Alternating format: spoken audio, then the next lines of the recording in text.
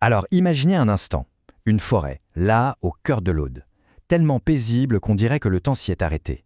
Et pourtant, cette tranquillité, c'est l'arbre qui cache la forêt, si on peut dire, parce qu'elle dissimule une histoire absolument incroyable, une histoire de lutte acharnée pour la terre et pour la dignité. Regardez-moi ça. Aujourd'hui, cet endroit, c'est un écosystème qui vibre, une zone naturelle protégée, un vrai trésor. Mais attention, il n'a pas simplement été préservé, non, il a été conquis.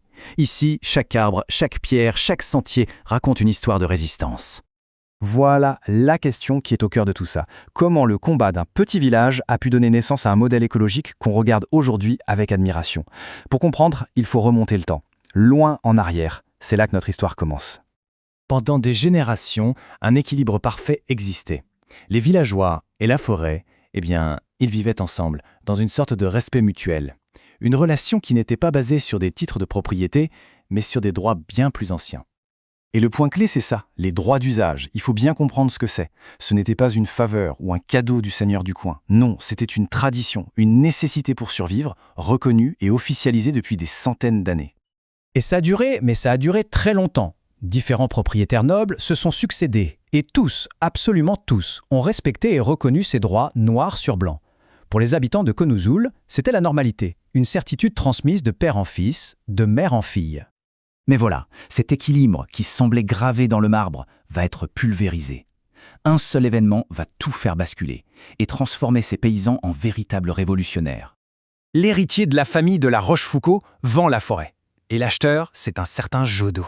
Un homme d'une autre époque, avec une vision radicalement différente. Pour lui, la forêt, ce n'est pas un lieu de vie, c'est une usine à bois, une source de profit. Il arrive de Paris avec une mentalité 100% industrielle. Et là, c'est le choc des cultures, un vrai choc. D'un côté, on a un droit ancestral de faire paître ses bêtes, et de l'autre, des restrictions drastiques. La forêt, qui était comme le jardin du village, devient du jour au lendemain une propriété privée où on est traité comme un voleur. L'incompréhension, puis la colère, commencent à monter. Et tout va très très vite. En quelques années à peine, la situation devient explosive. Les interdictions mènent aux amendes, les amendes à la frustration, et la frustration, aux premiers actes de sabotage. Le point d'orgue, c'est en 1903. Un geste radical, presque fou, les habitants déclarent Konuzul commune libre, indépendante. Face à cette injustice, la communauté n'a pas seulement résisté, elle s'est organisée, de manière assez remarquable d'ailleurs, pour reprendre en main son destin et celui de sa forêt. Ce chiffre, 92, il peut sembler petit, mais en réalité, il représente tout le cœur du village. 92 habitants, hommes et femmes, qui se sont unis comme un seul. Ce n'était pas la révolte de quelques-uns, c'était celle de toute une communauté solidaire. Et leur stratégie, elle est brillante. Plutôt que la violence, ils vont utiliser la loi. D'abord, leur résistance acharnée force Jidoli à s'asseoir à la table des négociations. Ensuite, ils créent une structure légale, le syndicat, pour pouvoir agir d'une seule voix. Et enfin, l'acte fondateur. Ils mettent en commun leur maigre économie pour racheter ce qui, au fond, leur revenait de droit. D'un coup, ils ne sont plus des usagers. Ils deviennent les propriétaires. Cette victoire de 1904, ce n'est pas la fin du film. C'est le début d'une nouvelle histoire. Une ère où l'héritage de cette révolte a donné naissance à une façon de gérer la forêt qui est devenue un modèle. Le syndicat adopte une approche à l'opposé de la logique industrielle de Jido. C'est ce qu'on appelle la sylviculture irrégulière. En gros, on n'exploite pas la forêt, on l'accompagne. On garde la diversité, on préserve des arbres de tous les âges, on essaie d'imiter la nature. Et le résultat, il est là, sous nos yeux. Cette gestion pleine de respect a permis à une biodiversité exceptionnelle de s'épanouir. Des espèces rares, protégées, comme le majestueux grand tétras, ou même cet animal incroyable qu'est le décement des Pyrénées, y ont trouvé refuge.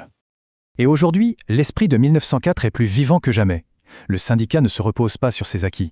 En s'associant avec des organisations comme le WWF, il se fixe des objectifs très ambitieux pour l'avenir. Créer des zones sanctuaires, préserver les arbres géants qui stockent le carbone, restaurer des milieux humides et surtout, graver tout ça dans le marbre pour près d'un siècle. Et ce ne sont pas que de belles paroles. L'impact est concret, on peut le mesurer. On parle de presque 2000 hectares gérés durablement, de plus de 14 000 tonnes de CO2 capturées en plus, et d'un engagement qui nous projette sur les 99 prochaines années. Les chiffres, vraiment, parlent d'eux-mêmes. Cette histoire n'est pas juste un truc qu'on lit dans les livres. Elle vibre encore aujourd'hui. Ce témoignage d'une descendante des révoltés de l'époque, ça montre à quel point cet héritage est une fierté. C'est une responsabilité, un lien super puissant entre le passé, le présent et ce qu'on sera demain. Au final, l'histoire de cette petite commune de l'Aude, elle dépasse largement ses propres frontières. Elle vient nous poser des questions, à nous tous, sur notre rapport à la nature, sur la force incroyable de l'action collective et sur ce qui a vraiment de la valeur, un profit rapide ou un patrimoine commun qu'on protège pour les générations à venir.